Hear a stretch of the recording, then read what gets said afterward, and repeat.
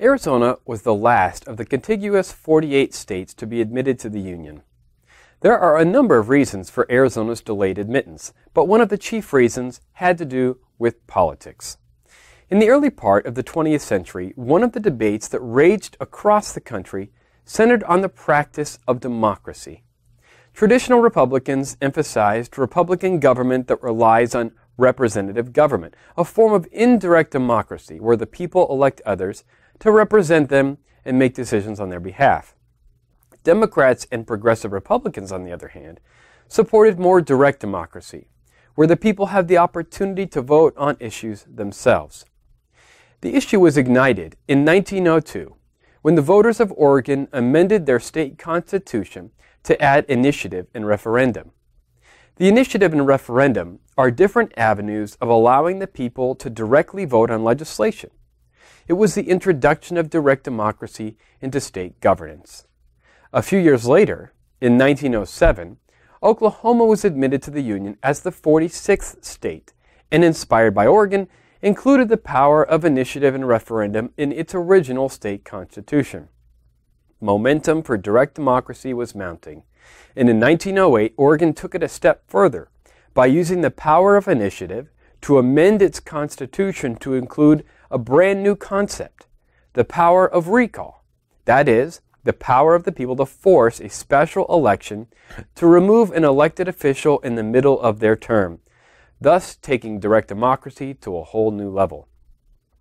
But the spread of direct democracy came to a halt in 1909, when the more traditional conservative Republican William Taft succeeded Teddy Roosevelt, a Republican progressive, as President of the United States. However, dissatisfaction with President Taft's administration led to Democrats taking control of the House of Representatives during the 1910 midterm elections. It was the first time the Democrats controlled the House since 1842, before the Civil War.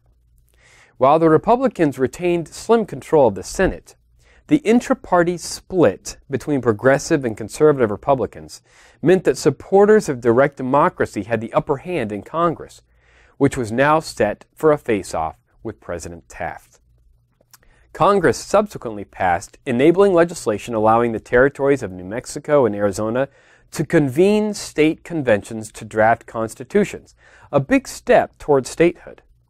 While Republicans dominated the New Mexico conventions, which led to a state constitution containing very little direct democracy, Democrats far outnumbered Republicans in Arizona's convention, which opted to follow Oklahoma's lead on adopting the Oregon constitutional provisions, including initiative, referendum, and recall.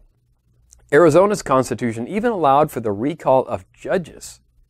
While New Mexico's constitution was quickly approved by Congress and President Taft, the president, who had warned Arizona not to follow in Oklahoma's footsteps and particularly despised the concept of recall of judges, which he considered destructive to independence of the judiciary, vetoed Arizona's admission to the Union. Arizona's admission became conditional upon the removal of recall of judges from its constitution.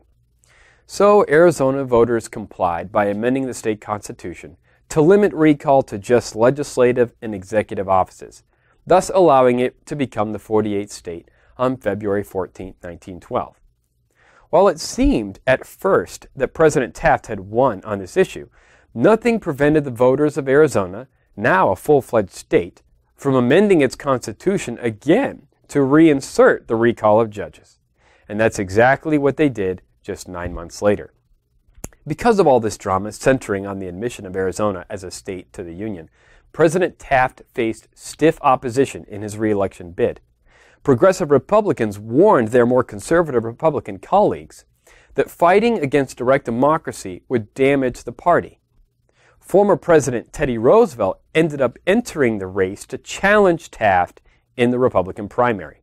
When conservatives succeeded in pushing Taft over the top in the primary, the progressive Republicans formally bolted from the party and formed the Progressive Party, also called the Bull Moose Party, and backed Roosevelt in the general election. Republicans across the country split between Taft and Roosevelt, and as a result, Democrat Woodrow Wilson ended up winning the presidency.